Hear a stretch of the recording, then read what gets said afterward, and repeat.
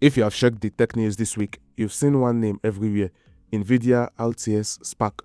But if you think this is just another bulky graphics card to slot into your motherboard so you can squeeze a few more frames out of Cyberpunk, you are missing the bigger picture. The RTX Spark isn't just a GPU, it is a fundamental redesign of how a Windows PC thinks. It is Nvidia attempting to pull off the exact same massive, highly risky architectural shifts that Apple did a few years ago, and it might completely break how your software runs. Here's exactly what the RTX Spark is and why it is such a massive gamble. To understand the Spark, you have to look at Apple. A few years ago, Apple ditched traditional processors and moved their MacBooks to Apple Silicon, while also switching to the ARM architecture.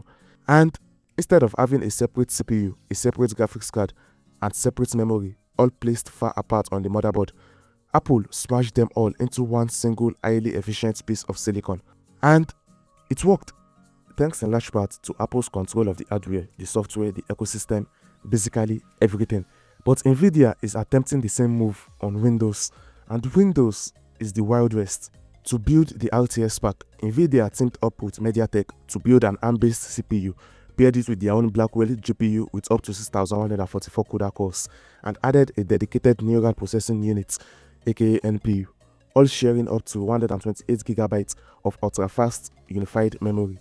By putting the general processor, the graphics engine, and the AI brain on the exact same package, they eliminate the physical distance data has to travel. That means massive battery life and the ability to run incredibly heavy AI models directly on your laptop without melting it. But there is a catch, and it's a big one. Because the RTX Spark uses ARM architecture, it doesn't speak the same baseline language as traditional Intel or AMD processors. The problem is, 40 years of Windows software, from heavy creative apps to almost every video game in existence, was written for an older architecture. To make older software work on the RTX Spark, Windows has to use a translation layer called Prism. It's basically a real-time interpreter that intercepts the old x86 code and translates it into ARM code on the fly so that the Spark can understand it. And translation takes a toll. While basic apps run fine, emulation overhead can cause massive performance drops in heavy workloads.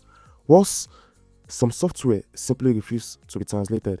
Things that require deep system access, like kernel-level anti-cheat software in competitive games or highly specific drivers for older hardware, can completely break or refuse to run at all. Apple survived this translation phase because they have total control over their ecosystem. Nvidia and Microsoft don't.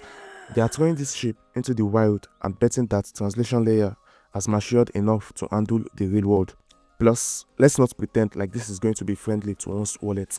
We are likely talking premium laptop territory, not of $2,000. All in all, the RTX Spark is Nvidia drawing a line in the sand. Separate chips, separate memories, separate everything. That era is ending. The only question is whether the software world is ready. But why exactly does AI need its own dedicated neural unit in the first place? Why couldn't our genius CPUs just handle it? This is a much deeper story about the actual physics of intelligence, and I'm breaking that down in my next video. Hit subscribe so you don't miss it, and stay positive out there.